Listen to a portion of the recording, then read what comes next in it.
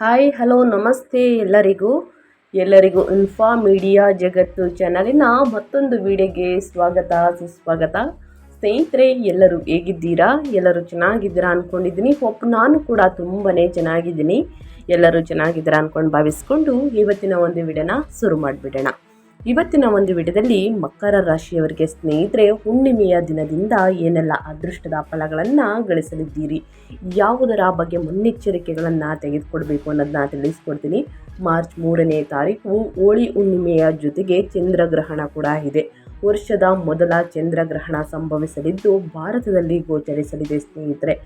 ಸೂತಕ ಇರುವ ಕಾರಣ ಸ್ನೇಹಿತರೆ ಏನೆಲ್ಲ ಪ್ರಭಾವವನ್ನು ಬೀರಲಿದೆ, ಯಾವುದರ ಬಗ್ಗೆ ಮುನ್ನೆಚ್ಚರಿಕೆಗಳನ್ನು ತೆಗೆದುಕೊಳ್ಬೇಕು, ಏನೆಲ್ಲ ಪರಿಹಾರಗಳನ್ನು ಮಾಡಬೇಕು ಅನ್ನೋದನ್ನ ಒಟ್ಟಾರೆಯಾಗಿ ಮಕರ ರಾಶಿಯವರಿಗೆ ಇದೇ ವಿಡಿಯೋದಲ್ಲಿ ತಿಳಿಸ್ಕೊಡ್ತೀನಿ. ಇದನ್ನೆಲ್ಲ ಕಂಪ್ಲೀಟಾಗಿ ತಿಳ್ಕೋಬೇಕು, ಸಣ್ಣ ಪುಟ್ಟ ಪರಿಹಾರಗಳನ್ನೆಲ್ಲ ಫಾಲೋ ಅಪ್ ಮಾಡಬೇಕು ಅಂದರೆ ಎಲ್ಲೂ ಕೂಡ ವಿಡಿಯೋನ ಸ್ಕಿಪ್ ಮಾಡಬಾರ್ದು. ಅಂದರೆ ವಿಡಿಯೋನ ಕಟ್ ಮಾಡಿ ಓಡಿಸ್ಕೊಂಡು ನೋಡ್ತೀನಿ ಅಂದರೆ ಫುಲ್ ಇನ್ಫಾರ್ಮೇಷನ್ ಅರ್ಥ ಆಗಲ್ಲ. ಹಾಗಾಗಿ ಎಲ್ಲ ವಿಡಿಯೋದಲ್ಲೂ ತಿಳಿಸ್ತಾ ಇರ್ತೀನಿ. ಮೊದಲಿಂದ ಕೊನೆ ತನಕ ವಿಡಿಯೋನ ವಾಚ್ ಮಾಡಿ. ವಿಡಿಯೋದಲ್ಲಿ ಒಳ್ಳೆ ಮಾಹಿತಿ ಸಿಕ್ಕಿದ್ದಲ್ಲಿ ತಪ್ಪದೆ ವಿಡಿಯೋಗೊಂದು ಲೈಕ್ ಕೊಟ್ಟು, ಇನ್ನೂ ನನ್ನ ಚಾನಲ್ನ ಸಬ್ಸ್ಕ್ರೈಬ್ ಮಾಡ್ಕೊಳ್ತಾನೆ ನೋಡ್ತಿದ್ರೆ ಇನ್ಫಾ ಮೀಡಿಯಾಗೆ ಸಬ್ಸ್ಕ್ರೈಬ್ ಆಗಿ ನಿಮ್ಮ ಅಭಿಪ್ರಾಯಗಳನ್ನು ಕಮೆಂಟ್ ಬಾಕ್ಸಲ್ಲಿ ತಿಳಿಸಬಹುದು. ಯಾರೆಲ್ಲ ಸಬ್ಸ್ಕ್ರೈಬ್ ಮಾಡ್ಕೊಂಡಿದ್ದೀರಾ, ಪ್ರತಿನಿತ್ಯ ವಿಡಿಯೋ ವಾಚ್ ಮಾಡ್ತಿದ್ದೀರಾ ಅಂಥವರಿಗೆ ಥ್ಯಾಂಕ್ ಯು ಸೋ ಮಚ್ ಅಂತ ಹೇಳ್ತಾ ವಿಡಿಯೋದ ಕಡೆ ಗಮನ ಕೊಟ್ಬಿಡೋಣ. ಹೌದು ಸ್ನೇಹಿತರೆ, 2026ರ ಮೊದಲ ಚಂದ್ರಗ್ರಹಣವು ಮಾರ್ಚ್ 3 ಮಂಗಳವಾರದಂದು ಹೋಳಿ ಹುಣ್ಣಿಮೆಯ ದಿನ ಸಂಭವಿಸಲಿದೆ. ಈ ಸಂಪೂರ್ಣ ಚಂದ್ರಗ್ರಹಣವು ಭಾರತದಲ್ಲಿ ಮಧ್ಯಾಹ್ನ 3:23ಕ್ಕೆ ಪ್ರಾರಂಭವಾಗಿ ಸಂಜೆ 6:47ಕ್ಕೆ ಮುಕ್ತಾಯವಾಗಲಿದೆ. ಇದು ರಕ್ತ ಚಂದ್ರಗ್ರಹಣ ವಿದ್ಯಮಾನವನ್ನು ಪ್ರದರ್ಶಿಸುತ್ತದೆ ಅಂತಲೇ ಹೇಳಬಹುದು. ಸಾಕಷ್ಟು ಜನರು ಕೇಳ್ತಾ ಇರ್ತೀರ 4ನೇ ತಾರೀಕು 3ನೇ ತಾರೀಕು ಅಂತ. ಖಂಡಿತವಾಗಿಯೂ 3 ಮಾರ್ಚ್ 2026 ಮಂಗಳವಾರ ಪಾಲ್ಗುಣ ಹುಣ್ಣಿಮೆಯ ದಿನ ಚಂದ್ರಗ್ರಹಣ, ವರ್ಷದ ಮೊದಲ ಚಂದ್ರಗ್ರಹಣ ಸಂಭವಿಸಲಿದೆ. ಸಮಯ ಬಂದು ಮಧ್ಯಾಹ್ನ 3:23ರಿಂದ ಸಂಜೆ 6:47ರವರೆಗೆ. ಇನ್ನು ಭಾರತದಲ್ಲಿ ಸ್ನೇಹಿತರೆ ಗೋಚರಿಸಲಿದೆ. ಗ್ರಹಣದೊಂದಿಗೆ ಚಂದ್ರೋದಯ ರೂಪದಲ್ಲಿ ಕಾಣಲಿದೆ. ಇನ್ನು ಕನ್ಯಾ ರಾಶಿ ಮತ್ತು ಹಸ್ತ ನಕ್ಷತ್ರದಲ್ಲಿ ನಡೆಯಲಿದ್ದು ಸಾಕಷ್ಟು ರಾಶಿಗಳ ಮೇಲೆ ವಿಶೇಷ ಪರಿಣಾಮ ಬೀರಲಿದೆ ಸ್ನೇಹಿತರೆ. ಸೂತಕ ಕಾಲ ಬಂದು ಗ್ರಹಣದ 9 ಗಂಟೆ ಮುನ್ನವೇ ಸೂತಕ ಕಾಲ ಆರಂಭವಾಗುವುದರಿಂದ ಗರ್ಭಿಣಿಯರು, ವೃದ್ಧರು ಜಾಗರೂಕರಾಗಿರುವುದು ಸೂಕ್ತ. ಚಿಕ್ಕ ಮಕ್ಕಳು, ಎಡ ಮಕ್ಕಳು ಅಂತಾರಲ್ಲ ಸ್ನೇಹಿತರೆ, ಅವರು ಬಹಳ ಎಚ್ಚರಿಕೆ ವಹಿಸುವುದು ಉತ್ತಮ. ಚಂದ್ರಗ್ರಹಣ ಏಕೆ ಸಂಭವಿಸುತ್ತದೆ ಅಂದರೆ, ಸೂರ್ಯ ಮತ್ತು ಚಂದ್ರನ ನಡುವೆ ಭೂಮಿ ನೇರವಾಗಿ ಬಂದಾಗ ಭೂಮಿಯ ನೆರಳು ಚಂದ್ರನ ಮೇಲೆ ಬಿದ್ದು ಚಂದ್ರಗ್ರಹಣವಾಗುತ್ತದೆ. ಈ ಸಮಯದಲ್ಲಿ ಚಂದ್ರನು ಕೆಂಪು ಬಣ್ಣದಲ್ಲಿ ರಕ್ತ ಚಂದ್ರ, ಬ್ಲಡ್ ಮೂನ್ ಗೋಚರಿಸುತ್ತದೆ ಅಂತಲೇ ಹೇಳಬಹುದು. ಹಾಗಾಗಿ ಸ್ನೇಹಿತರೆ ಸಾಕಷ್ಟು ಬದಲಾವಣೆಯನ್ನು ನೋಡಲಿದ್ದೀರಿ. ಇದರಿಂದ ಏನೆಲ್ಲ ಪ್ರಭಾವವನ್ನು ಬೀರಲಿದೆ ಅನ್ನೋದನ್ನ ಒಟ್ಟಾರೆಯಾಗಿ ತಿಳಿಸ್ಕೊಟ್ಟಿದ್ದೀನಿ.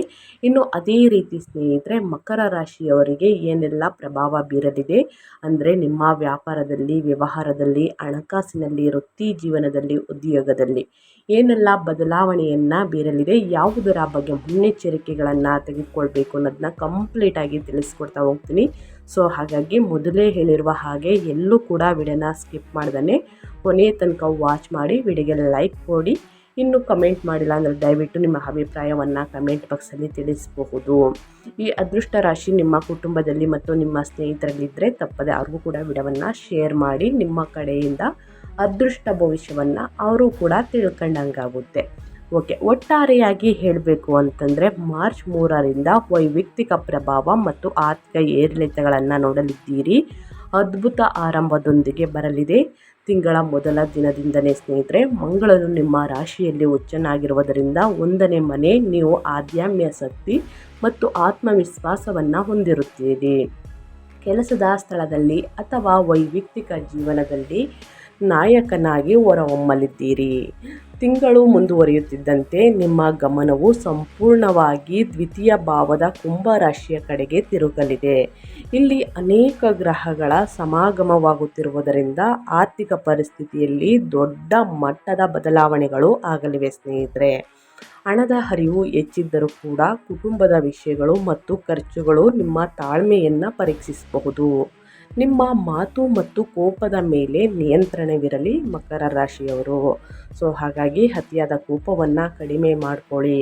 ಇನ್ನು ಗ್ರಹಗಳ ಸಮಯದಲ್ಲಿ, ಗ್ರಹಗಳ ಸಂಚಾರದಲ್ಲಿ ಸ್ನೇಹಿತರೆ ಏನೆಲ್ಲ ಪ್ರಭಾವವನ್ನು ಬೀರಲಿದೆ, ಯಾವುದರ ಬಗ್ಗೆ ಮುನ್ನೆಚ್ಚರಿಕೆಗಳನ್ನು ತೆಗೆದುಕೊಳ್ಬೇಕು ಅನ್ನೋದನ್ನ ನೋಡ್ತಾ ಹೋಗೋಣ. ಗ್ರಹ ಮಂಗಳ ಉಚ್ಚ ಸ್ಥಿತಿಯಲ್ಲಿ ಇರಲಿದ್ದಾರೆ.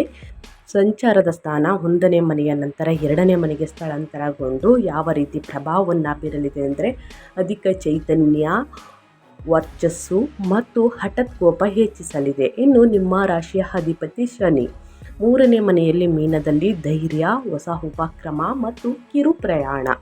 ಇನ್ನು ಸೂರ್ಯ 2ನೇ ಮನೆಯಲ್ಲಿ ಕುಂಭದಲ್ಲಿ ಕುಟುಂಬದ ಸಂಪನ್ಮೂಲಗಳು ಮತ್ತು ಕಣ್ಣಿನ ಆರೋಗ್ಯ ಸ್ನೇಹಿತರೆ. ಇನ್ನು ಬುಧ ಗ್ರಹ 2ನೇ ಮನೆಯಲ್ಲಿ ಕುಂಭ ರಾಶಿಯಲ್ಲಿ ಸಂಚಾರವನ್ನು ಮಾಡಲಿದೆ. ಯಾವ ರೀತಿ ಪ್ರಭಾವವನ್ನು ಬೀರಲಿದೆ ಅಂದರೆ ಆರ್ಥಿಕ ಬುದ್ಧಿವಂತಿಕೆ ಮತ್ತು ವಾಣಿಜ್ಯ ವ್ಯವಹಾರ, ವ್ಯಾಪಾರ, ಪಾಲುದಾರಿಕೆಯ ಬಗ್ಗೆ ಪ್ರಭಾವವನ್ನು ಬೀರಲಿದೆ. ಇನ್ನು ಗುರು 6ನೇ ಮನೆಯಲ್ಲಿ ಮಿಥುನದಲ್ಲಿ ಸಂಚಾರವನ್ನು ಮಾಡಲಿದೆ. ಸೇವೆ, ನಿಮ್ಮ ಆರೋಗ್ಯ ಮತ್ತು ಸಾಲ ನಿರ್ವಹಣೆಯನ್ನು ಪ್ರಭಾವವನ್ನು ಬೀರಲಿದೆ. ಇದು ಗ್ರಹಗಳ ಸಂಚಾರ, ಗ್ರಹಗಳ ಸ್ಥಾನ ಬದಲಾವಣೆ, ಅದರಿಂದ ಆಗುವಂತಹ ಪ್ರಭಾವಗಳು ಮಕರ ರಾಶಿಯವರಿಗೆ ಒಟ್ಟಾರೆಯಾಗಿ ತಿಳಿಸ್ಕೊಟ್ಟಾಯಿತು. ಇನ್ನು ವ್ಯಾಪಾರ ವ್ಯವಹಾರದ ಬಗ್ಗೆ ಅಂದರೆ ನಿಮ್ಮ ಜಾಬ್ ಬಗ್ಗೆ, ನಿಮ್ಮ ವರ್ಕ್ ಬಗ್ಗೆ ಸ್ನೇಹಿತರೆ, ಅಂದರೆ ವ್ಯಾಪಾರ ವ್ಯವಹಾರದ ಬಗ್ಗೆ, ನಿಮ್ಮ ಉದ್ಯೋಗದ ಬಗ್ಗೆ ಏನೆಲ್ಲ ಬದಲಾವಣೆಯನ್ನು ನೋಡಲಿದ್ದೀರಿ, ಯಾವುದರ ಬಗ್ಗೆ ಮುನ್ನೆಚ್ಚರಿಕೆಗಳನ್ನು ತೆಗೆದುಕೊಳ್ಬೇಕು ಅನ್ನೋದನ್ನ ನೋಡ್ತಾ ಹೋಗೋಣ. ನಿಮ್ಮ ಬಿಸ್ನೆಸ್ ಬಗ್ಗೆ ಹೇಳೋದಾದರೆ ಮಂಗಳನು ಉಚ್ಚ ಸ್ಥಿತಿಯಿಂದಾಗಿ ನಿಮ್ಮ ವೃತ್ತಿ ಜೀವನವು ಆದ್ಯಮ್ಯ ಮಹತ್ವಾಕಾಂಕ್ಷೆಯಿಂದ ಕೂಡಿರುತ್ತದೆ. ಗ್ರಹಣ ಇರುವ ಸಮಯದಲ್ಲಿ ಆದಷ್ಟು ಎಚ್ಚರಿಕೆ ವಹಿಸಿ. ವ್ಯಾಪಾರ ವ್ಯವಹಾರದ ಬಗ್ಗೆ, ವೃತ್ತಿ ಜೀವನದ ಬಗ್ಗೆ ಯಾವುದೇ ನಿರ್ಧಾರಗಳನ್ನು ತೆಗೆದುಕೊಳ್ಬೇಡಿ. ನೀವು ಇತರರಿಗಿಂತ ಹೆಚ್ಚು ಶ್ರಮ ವಹಿಸಿ ಕೆಲಸ ಮಾಡಲಿದ್ದೀರಿ ಮತ್ತು ನಿಮ್ಮ ತಂಡದಿಂದಲೂ ಅದನ್ನೇ ನಿರೀಕ್ಷಿಸುವಿರಿ.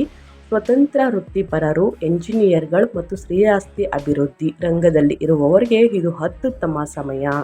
ನಿಮ್ಮ ರಾಶಿಯ ಅಧಿಪತಿ ಶನಿಯು 3ನೇ ಮನೆಯಲ್ಲಿ ಇರುವುದರಿಂದ ನಿಮ್ಮ ಪರಿಶ್ರಮಕ್ಕೆ ಯಶಸ್ಸನ್ನು ನೀಡಲಿದೆ.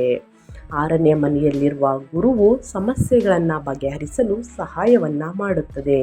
ನೀವು ವಕೀಲರು, ವೈದ್ಯರು ಅಥವಾ ಸೇವಾ ವಲಯದಲ್ಲಿ ಇದ್ದರೆ ಕಠಿಣ ಪ್ರಕರಣಗಳನ್ನು ಸುಲಭವಾಗಿ ನಿಭಾಯಿಸಬಲ್ಲರಿ.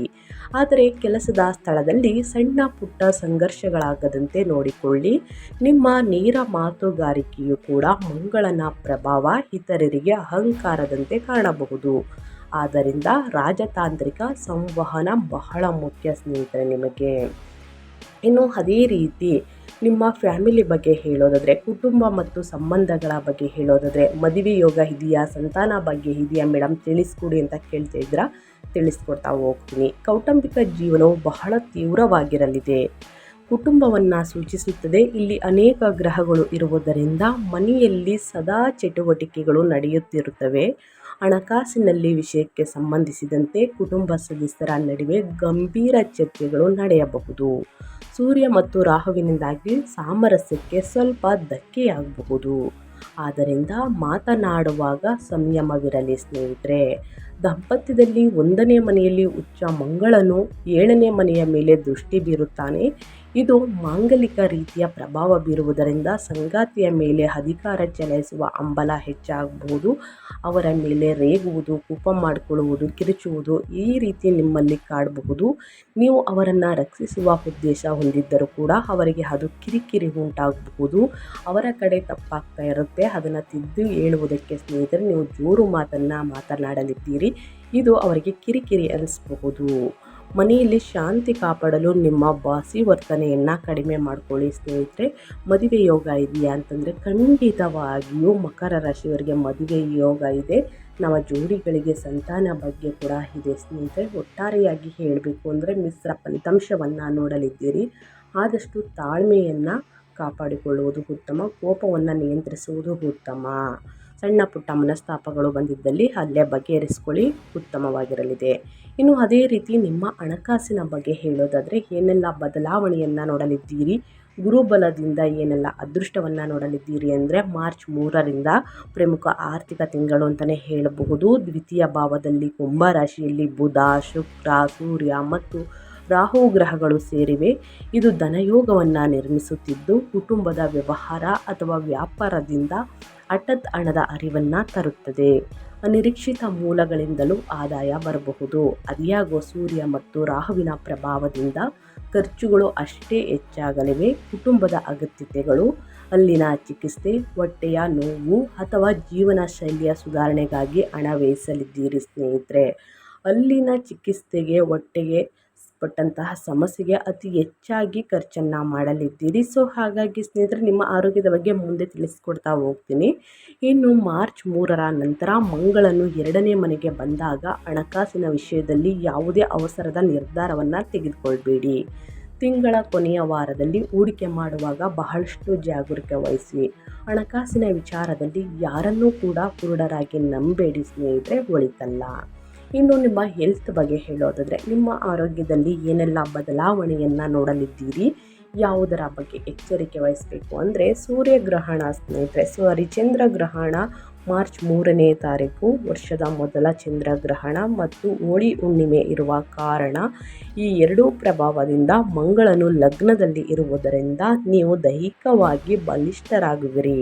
ಆದರೆ ಮಂಗಳನು ಅಗ್ನಿ ತತ್ವದ ಗ್ರಹವಾಗಿರುವುದರಿಂದ ಅಸಿಡಿಟಿ, ಉಷ್ಣದ ಗುಳ್ಳೆಗಳು, ಹೊಟ್ಟೆಯ ನೋವು ಅಥವಾ ರಕ್ತದೊತ್ತಡಂತಹ ಪಿತ್ತ ಸಂಬಂಧಿತ ಸಮಸ್ಯೆಗಳು ಕಾಣಿಸಿಕೊಳ್ಳಬಹುದು. 6ನೇ ಮನೆಯ ಗುರುವು ಅತಿಯಾದ ಆಹಾರ ಸೇವನೆಯ ಬಗ್ಗೆ ಎಚ್ಚರಿಕೆ ನೀಡಲಿದ್ದಾರೆ. ನಿಮ್ಮ ಆರೋಗ್ಯದ ಬಗ್ಗೆ ಬಹಳಷ್ಟು ಎಚ್ಚರಿಕೆ ವಹಿಸುವುದು ಉತ್ತಮ. 2ನೇ ಮನೆಯಲ್ಲಿ ಗ್ರಹಗಳ ದಟ್ಟಣೆ ಇರುವುದರಿಂದ ಕಣ್ಣುಗಳು, ವಿಶೇಷವಾಗಿ ಬಲಗಣ್ಣು, ಹಲ್ಲುಗಳು, ಗಂಟಲಿನ ಸಮಸ್ಯೆ, ಹೊಟ್ಟೆಯ ಸಮಸ್ಯೆ ಎದುರಾಗಬಹುದು. ಹಲ್ಲುಗಳಲ್ಲಿ ಜುಮ್ಮೆನ್ನುವಿಕೆ ಅಥವಾ ಹೊಟ್ಟೆ ನೋವಿದ್ದರೆ ತಕ್ಷಣ ವೈದ್ಯರನ್ನು ಸಂಪರ್ಕಿಸಿ. ಅತಿಯಾದ ಖಾರ ಅಥವಾ ಮಸಾಲೆ ಪದಾರ್ಥಗಳಿಂದ ದೂರವಿದ್ದಲ್ಲಿ ಗಂಟಲು, ಹೊಟ್ಟೆಯ ಆರೋಗ್ಯವನ್ನು ಕಾಪಾಡಿಕೊಳ್ಳಬಹುದು. ಸೊ ಹಾಗಾಗಿ ಏನೇ ಸಮಸ್ಯೆ ಬಂದರೂ ಕೂಡ ತಕ್ಷಣ ವೈದ್ಯರನ್ನು ಸಂಪರ್ಕಿಸಿ. ಕೊಡುವಂತಹ ಸಲಹೆಯನ್ನು ತಪ್ಪದೆ ಫಾಲೋ ಮಾಡುವುದು ಬಹಳ ಮುಖ್ಯ. ಹೊರಗಿನ ತಿಂಡಿ ತಿನಿಸುಗಳನ್ನು, ಮಸಾಲೆ ಭರಿತ ಊಟವನ್ನು ಮಾಡೋದನ್ನು ಕಡಿಮೆ ಮಾಡಿ ಚೆನ್ನಾಗಿ ನೀರನ್ನು ಕುಡಿಯಿರಿ ಸ್ನೇಹಿತರೆ. ನೀರನ್ನು ಕುಡಿಯುವುದರಿಂದ ಹೊಟ್ಟೆಯ ಸಮಸ್ಯೆ ಕ್ರಮೇಣವಾಗಿ ಕಡಿಮೆಯಾಗಲಿದೆ, ಆಸಿಡಿಟಿ ಕಡಿಮೆಯಾಗಲಿದೆ.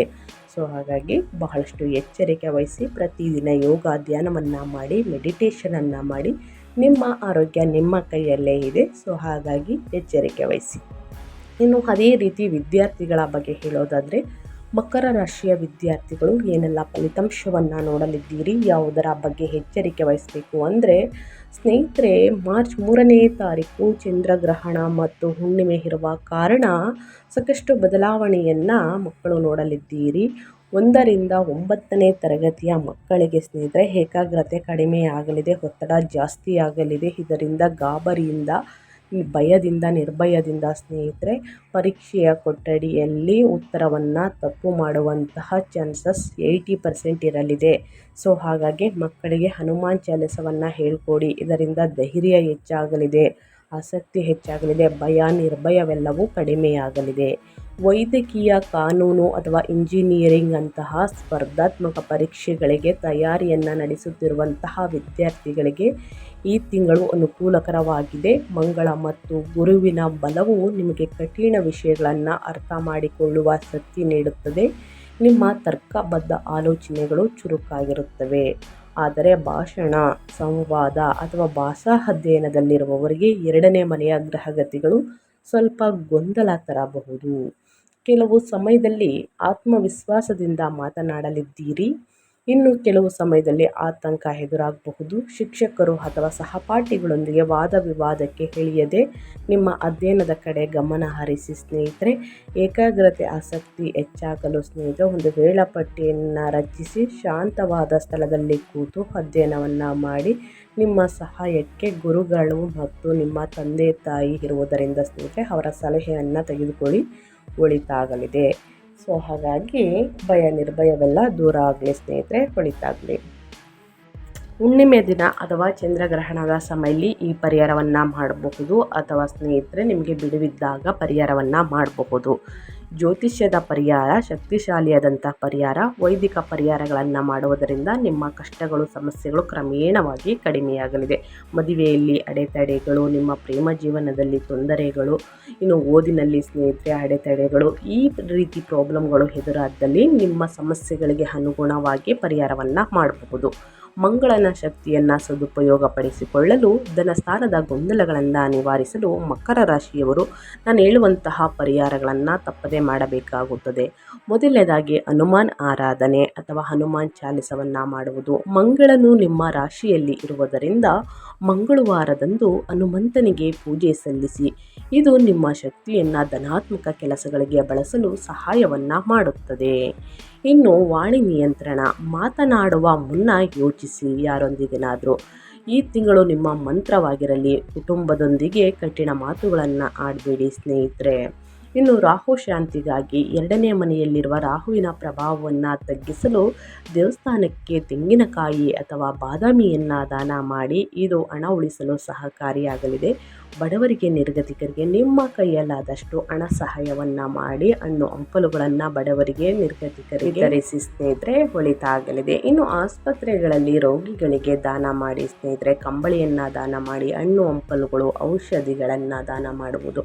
ಅಂದರೆ ಔಷಧಿಯನ್ನು ಸ್ನೇಹಿತರೆ ತೆಗೆದುಕೊಳ್ಳುವುದಕ್ಕೆ ಅವರ ಹತ್ರ ಸಾಕಷ್ಟು ಹಣ ಇರುವುದಿಲ್ಲ. ಹಣ ಸಹಾಯವನ್ನು ಮಾಡುವುದು ನಿಮ್ಮ ಕೈಯಲ್ಲಾದಷ್ಟು ಮಾಡಿ. ಇನ್ನು ಶಿವಪೂಜೆ. ನಿಮ್ಮ ರಾಶಿಯ ಅಧಿಪತಿ ಶನಿ ಆಗಿರುವುದರಿಂದ 3ನೇ ಮನೆಯಲ್ಲಿ ಮಾನಸಿಕ ಶಾಂತಿಗಾಗಿ ಶನಿವಾರ ಶಿವಲಿಂಗಕ್ಕೆ ಜಲಾಭಿಷೇಕವನ್ನು ಮಾಡಿ ಸ್ನೇಹಿತರೆ, ಒಳಿತಾಗಲಿದೆ. ಈ ಸಣ್ಣ ಪುಟ್ಟ ಪರಿಹಾರಗಳನ್ನು ಮಕರ ರಾಶಿಯವರು ಮಾಡಿ ಅಂತ ಹೇಳ್ತಾ ನಾನು ವಿಡಿಯೋನ ಎಂಡ್ ಮಾಡ್ತಾ ಇದ್ದೀನಿ. ದಯವಿಟ್ಟು ಇವತ್ತಿನ ಒಂದು ವಿಡಿಯೋದಲ್ಲಿ ಮಕರ ರಾಶಿಯವರಿಗೆ ಒಳ್ಳೆಯ ಮಾಹಿತಿ ಸಿಕ್ಕಿದ್ದಲ್ಲಿ, ಈ ವಿಡಿಯೋ ಯೂಸ್ಫುಲ್ ಅನಿಸಿದ್ದಲ್ಲಿ ವಿಡಿಯೋಗೆ ಇನ್ನೂ ಲೈಕ್ ಮಾಡ್ದೇ ನೋಡ್ತಿದ್ರೆ ದಯವಿಟ್ಟು ಲೈಕ್ ಮಾಡಿ. ನಿಮ್ಮ ಅಭಿಪ್ರಾಯವನ್ನು ಕಮೆಂಟ್ ಬಾಕ್ಸಲ್ಲಿ ತಿಳಿಸಿ. ಓಂ ನಮಃ ಶಿವಾಯ, ಓಂ ನಮಃ ಶನೇಶ್ವರಾಯ ನಮಃ ಅಂತ ಕಮೆಂಟ್ ಮಾಡಿ.